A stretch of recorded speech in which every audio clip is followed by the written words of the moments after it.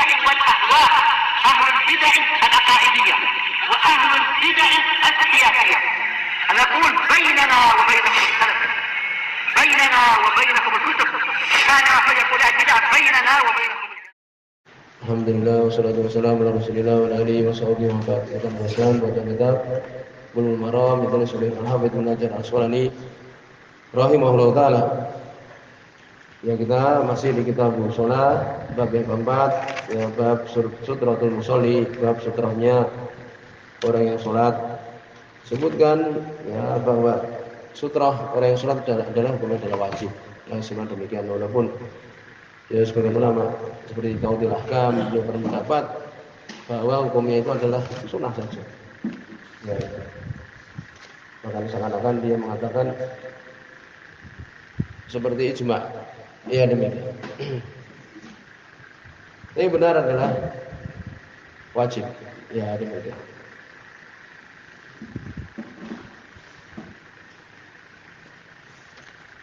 Kemudian juga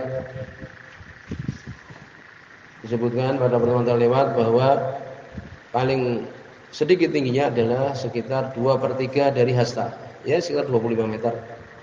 Kemudian untuk tebalnya tidak disyaratkan, ya demikian. Dan yang rajih adalah itu, hukumnya adalah wajib sutrah. Di antara dalilnya, ya bahwa itu adalah wajib, hadis yang ada di dalam Sahih Bukhari dari sahabat Abdullah bin Umar radhiyallahu anhu bahwasanya Nabi sallallahu alaihi wasallam apabila beliau keluar untuk salat Id, maka beliau memerintahkan khirbah, yakni seperti pisau kecil atau tombak kecil. Nah, itu diletakkan di depan beliau. Ini perbuatan beliau. Demikian juga dalam hadis Ibnu Umar radhiyallahu anhu sebagaimana Ibnu Khuzaimah rahimahullah taala bahwa Nabi sallallahu alaihi wasallam beliau mengatakan la tusolli ila sutra. Janganlah engkau salat kecuali kepada sutra. Ini jelas menunjukkan larangan. Berarti wajib. Ya, wala tada ahdan yamur baina yadaik, jangan kau biarkan seseorang itu lewat di depanmu. Ya, wa baina sutra, dan dengan antara engkau dan sutra itu. Ya, inilah menunjukkan hukumnya sutra adalah wajib. Walaupun jumhur berpendapat sunnah saja. Seperti beliau mengatakan dalam hadis Abdullah bin Abbas radhiyallahu anhu, ini pendapat jumhur bahwa itu sunnah saja, itu hadis Abdullah bin Abbas radhiyallahu anhu dalam Sahih Bukhari, demikian juga Sahih Muslim. Bahwa Nabi SAW sholat di Mina tanpa bighairi jidar. Nabi sholat di Mina tanpa tembok. Lafaz ini tidak menunjukkan bahwa Nabi SAW tidak menggunakan sutra, enggak. Pokoknya Nabi tidak ada tembok, itu aja sudah. Kemungkinan depan beliau itu ada apa? Ada tadi khirbah, ya seperti tombak kecil dan sebagainya. Jadi pendapat jumhur ini, ya dalilnya hadis ini tadi ada banyak kemungkinan. Nabi sholat di Mina tidak ada tembok, bukan berarti tidak ada sutra, kan demikian. Jadi lebih tepat adalah wajib sutra tersebut. Kemudian berikutnya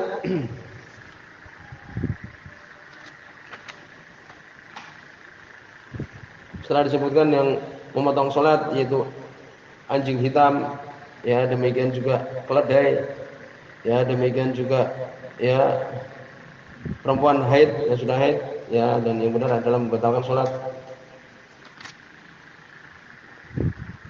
Ya, berikutnya hadis yang ke-7. Dan itu hadis yang ke-219 di buku ini. Wa Nabi Sa'id Al-Khudri, dari sahabat Abu Sa'id Al-Khudri radhiyallahu anhu, qala, beliau mengatakan, ya, hadis Bukhari dan Muslim. Qala Rasulullah, berkata Rasulullah sallallahu alaihi wasallam, "Idza shalla ahadukum ila syai'in yasturuhu minan nas," apabila salat salah seorang kalian kepada sesuatu yang menghadap kepada sutra, yasturuhu yang menutupi dia, minan nas dari manusia, ini dia salat ini sudah diletakkan sutra di depannya, ya kan? Fa'arada hadun, maka seseorang ingin yattaza dari jawaz, yakni yamur. Ya, maka seseorang ingin melewati baina yadayhi, di depan dia, fal yadfa'hu, maka hendaknya dia menolaknya. Ya, itu. Imam Syafi'i mengatakan dhahiru wujuban. Dhahirnya wajib. Wajib kalau dia salat depannya ada orang yang mau berjalan untuk dihalangi. Ya, itu.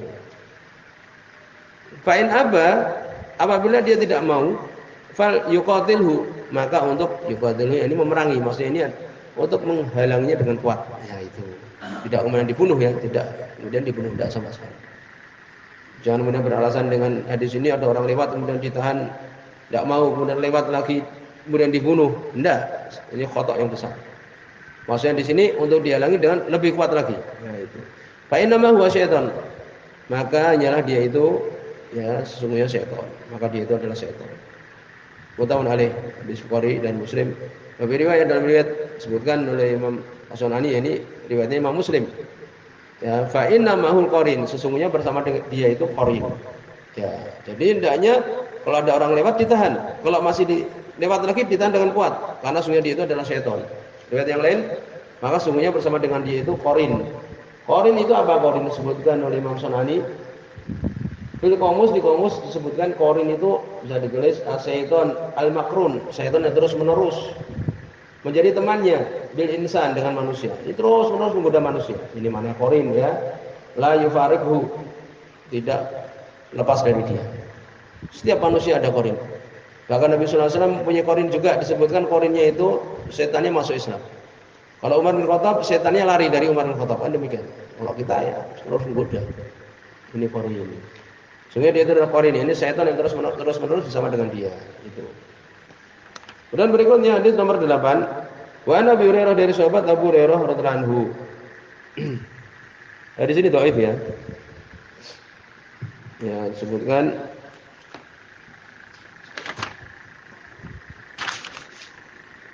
hadis an Abi Hurairah, dari Abu Hurairah radhiyallahu anhu. Sebabnya dhaifnya yaitu itirab. Ibnu Hajar sendiri mengatakan bukan itirab, tidak goncang, tapi benar adalah goncang. Bersama dengan itirab tersebut, ini goncang yang sangat menunjukkan hafalannya kan lemah berarti kan. Ismail bin Ibnu Umayyah ini gurunya majhul, syekhnya majhul. Selesai. Ya dhaif. Imam Nawawi juga mengatakan itu dhaif. Dari Abu Hurairah radhiyallahu anhu, anna Rasulullah sallallahu alaihi wasallam qala, beliau mengatakan, Al-Albani juga mendhaifkan ya. Ya, Nabi SAW beliau mengatakan, beliau mengatakan, idza shalah ahadukum, apabila salat salah seorang kalian, falyaj'al tilqa'a wajhi, maka hendaknya dia menjadikan di depan wajah dia, yakni di depan dia syai'an, suatu. Yani sutra. Kalau salat, maka hendaknya menggunakan sutra. Kalau ini sahih, ini saya apa? Ini saya ini menjadi dasar wajibnya sutra kan. Tapi itu cukup bagi kita di setelah lewat. Fa ilam yajid, maka jika dia tidak mendapati ya di depan dia suatu tembok misalnya, fal yansib ason, maka hendaknya dia menegakkan tongkat menjadi sutra. Fa ilam yakun, apabila tidak ada tongkat juga enggak ada, fal yakhutta khattan, maka hendaknya dia membuat khat untuk garis. Maka dia membuat garis, suatu garis. Buat garis saja. Jadi cukup dengan garis berarti kan demikian. Tapi dhaif di sini. Tsumma la yaduruhu man marra baina yadayhi, kemudian tidak membahayakan dia, ya tidak membahayakan dia orang yang lewat di depan dia. Cukup dengan khat kan itu. Tapi hadis ada. Akhraj Ahmad, meriwayatkan Imam Ahmad. Dari sini Imam Ahmad berpendapat cukup khat juga. Yang benar tidak cukup. Kalau tempat kita kan tuh soft itu dikasih garis dan dicat dan sebagainya. Tidak cukup itu. Wa Ibnu Majah, dan mengeluarkannya juga Ibnu Majah, wasahu Ibnu Hibban, dan Musayyid Ibnu Hibban, walam yusib, dan tidak benar man zama, orang yang menganggap annahu, sungguhnya di sini mutarib goncang. Bal hasanun, bahkan dia itu hasan menurut Ibnu Hajar. Tapi kita sebutkan tadi ada dhaif. Kemudian hadis yang ke-9, wa Nabi Sa'id, dari sahabat Abu Sa'id Al-Khudri radhiyallahu anhu. Ya, ini juga dhaif. Sebab dhaifnya adalah Mujalid bin Sa'id Al-Hamdani, dhaif, lemah. Ya, jadi ada rawi yang namanya Mujalid bin Sa'id Al-Hamdani, dhaif pun lemah. Demikian juga itirab, goncang, apakah itu marfu atau mauquf, apakah itu ucapan Nabi atau tidak. Yaitu ucapan Abu Sa'id saja. Dari Abu Sa'id Al-Khudri radhiyallahu anhu, beliau mengatakan dhaif ya di sini ya. Qala Rasulullah, berkata Rasulullah sallallahu alaihi wasallam, la yaqta'u sholata syai'un. Tidak ada suatu pun yang memutuskan salat. Ini hadis ini seakan-akan berbenturan dengan hadis apa? Membatalkan salat itu 3 kan itu. Yang melewati itu kan. Di sini sebutkan tidak ada suatu pun yang memotong salat. Dhaif di sini. Wadra'u mastata'tum, disebutkan oleh ya di Tauhidul Ahkam itu. Ini untuk menghalangi, untuk ditolak orang yang lewat.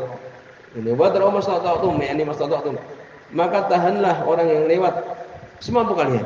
Kalau ada orang yang mau lewat, maka ditahan semampu kalian. Akhrajahu Abu Dawud, meriwayatkan Imam Abu Dawud, wa fi sanadihi dha'fun, dalam sanadnya lemah. Kan itu tadi sudah disebutkan. Majalid, ya Mujalid bin Sa'id tadi. Nah, di sini selesai ya bab ini, bab yang keempat tentang sutrah al-musolli. Ada beberapa permasalahan. Sampai tadi sudah kita sebutkan hukum sutrah adalah wajib. Ya, kalau jumhur berpendapat bahwa itu adalah sunnah saja. Ya itu. Sebutkan di situ riwayat Ibnu Khuzaimah, Nabi salat dan Nabi yusolli ila ghairi shay'in yasru. Ya. Nabi salat kepada tidak ada sesuatu pun yang menjadi sutrah beliau. Dhaif di sini. Ya, sebenarnya adalah wajib. Ini pendapat Syalbani, demikian juga yang lainnya, Syekh Mukbil dan yang lainnya. Kemudian bagaimana di Mekah, apakah ada sutrah? Karena berdesak-desakan ya, simpulannya adalah wajib juga. Ya, bagaimana caranya? Boleh kita untuk mendekat ke tembok kalau ada orang lewat. Ya semampunya. Memang berat di Mekah itu, kalau kemudian sholat tidak ada orang lewat di depan, berusaha. Ya. Kemudian juga, ya di situ ada hadis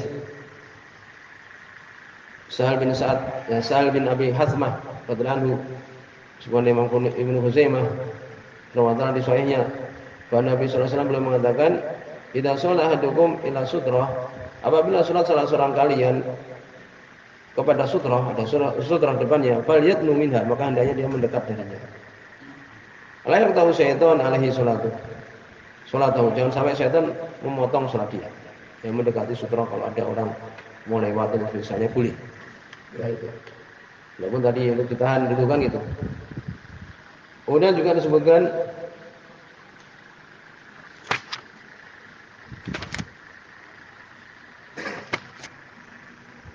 hukum untuk menolak atau menahan orang lewat di depan ya orang yang sholat wajib.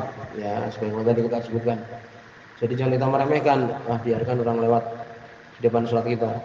Ya enggak, kita wajib untuk menghalangi. Ya, dosa orang kemudian membiarkan itu orang lewat depannya dosa. Tapi orang yang lewat lebih besar dosanya, paham? Kecuali kalau dia sholat di belakang imam, enggak apa-apa, orang lewat depan dia. Yang wajib untuk menghalangi itu kan kalau sholat sendirian atau sholat dia sebagai imam. Ya itu. Demikian juga disebutkan ya seseorang boleh kemudian membiarkan bahwa kalau ada kambing lewat, disebutkan di sini ya dalam hadis Abdullah bin Abbas radhiyallahu anhu riwayat Imam Hakim ya, anna syatan, sungguhnya ada seekor kambing ingin untuk lewat di depan Nabi sallallahu alaihi wasallam, maka Nabi berusaha maju ke depan sampai alzaqa batnahu bil haid, sampai Nabi menempelkan perutnya itu ke tembok, paham? Kemudian wa marat min warahi, kemudian kambing itu berjalan di belakang beliau, paham? Ya demikian. Kemudian juga tidak cukup khot menggunakan garis. Boleh juga istitar, ya ini sutrahnya itu adalah hewan. Ya, sebagaimana Nabi SAW dalam hadis Ibnu Umar radhiyallahu anhu ya bahwa Nabi SAW sholat ya menghadap ke arah ba'ir, yaitu unta. Boleh. Ya demikian. Kemudian jangan ya kemudian ya depan dia itu berhadapan dengan manusia. Ya demikian. Berhadapan dia, manusia depan dia. Ya, insyaallah demikian sampai di sini. Semoga Allah SWT